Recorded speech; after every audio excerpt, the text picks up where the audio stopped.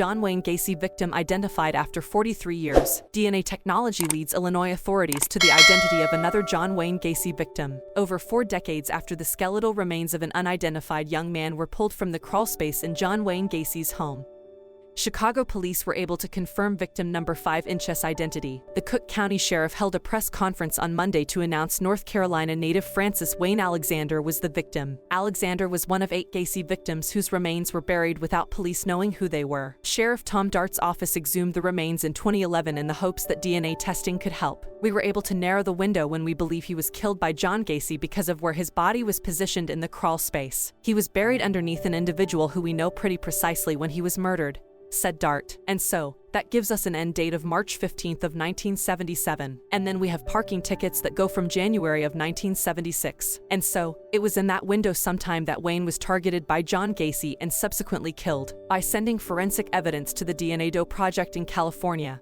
which is an organization dedicated to identifying remains using genetic genealogy.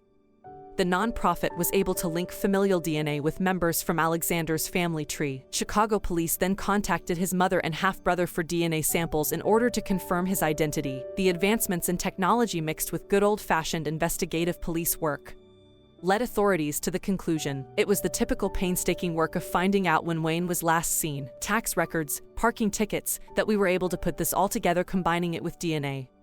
Dart stated, Alexander is the first victim recently identified that still has a living parent, and his family released a statement thanking Chicago authorities for their work and offered sympathies to the other victims' families. Gacy was arrested in December of 1978 and convicted of 33 murders in 1980. He was then executed in 1994. The sheriff's office is continuing their work to put a name to the remaining unidentified victims.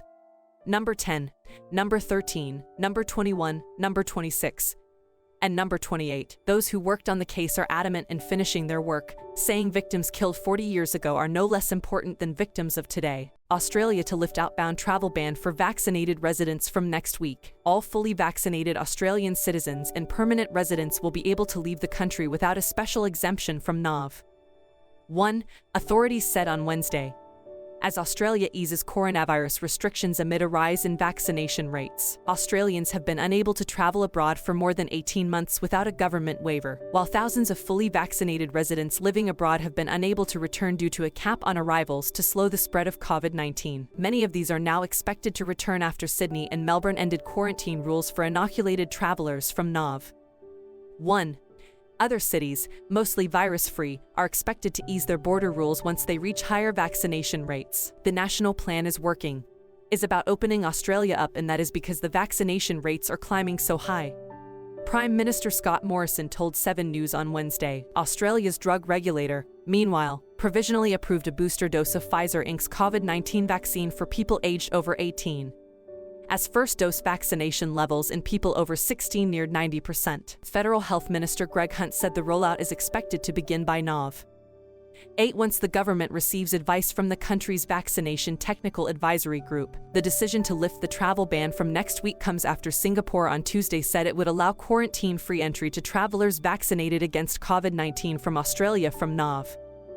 8. A third wave of infections fueled by the Delta variant forced lockdowns in Australia's biggest cities, Sydney and Melbourne, and both have been gradually easing restrictions after racing through their vaccination targets. Even with the Delta outbreaks, Australia has fared better than many comparable countries, with around 164,000 cases and 1,669 deaths. Victoria State reported 1,534 new cases on Wednesday, up from 1,510 a day earlier, while those in New South Wales rose to 304 from 282. NYT editorialist claims Republicans support tax evasion. Conservatives target a New York Times editorialist for attacking Republicans over their opposition to an IRS surveillance program. The media has pushed for greater IRS surveillance of American citizens, claiming opposition to such surveillance is just Republicans being anti-democracy. In an op-ed with the New York Times on Sunday, Binyamin Appelbaum said the rotten core of the Republican Party is based on supporting tax evasion. He said this in response to GOP criticisms of a provision in the Democrats' partisan spending package,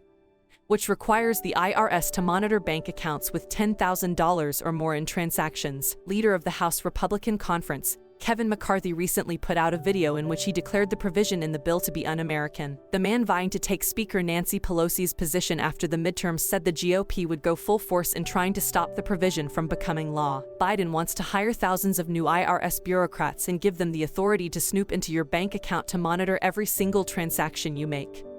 Said McCarthy, this surveillance program crosses a line. It's un-American, and Republicans will do everything possible to stop it before it ever gets off the ground. GOP senators also recently held a press conference to register their disdain for the provision in the bill. They claimed the provision is actually designed to spy on Americans, not to make everyone pay their so-called fair share, as Appelbaum has claimed. By the way, the proposal doesn't include just banks and credit unions, stated Sen.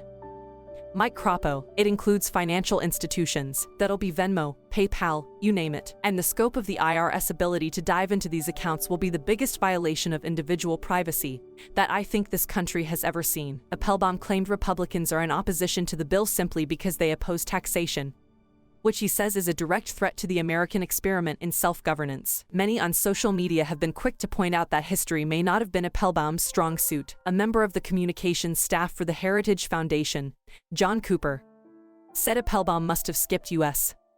history class. Senior writer at National Review, Dan McLaughlin, sarcastically asked if the article was written by King George III himself. Meanwhile, the bill needs almost every Democrat in the House, as well as every single one in the Senate before it can be passed. It's currently unknown if the final partisan reconciliation package will contain the provision, though little has been said in opposition to it by any Democrats.